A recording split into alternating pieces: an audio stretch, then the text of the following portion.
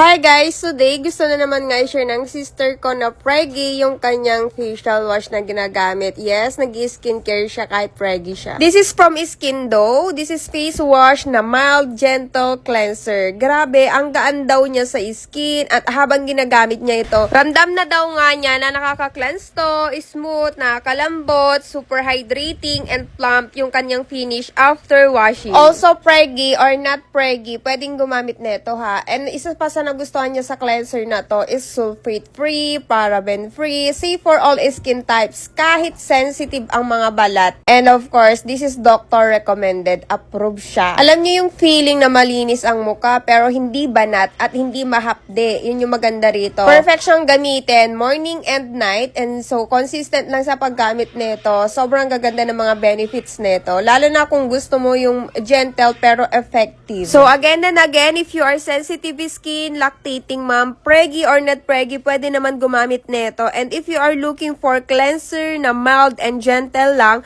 must try this facial wash ng Skindo. Ano na feel mo, be? Ang ganda niya sa mukha, te, ang lambot. Ayan o.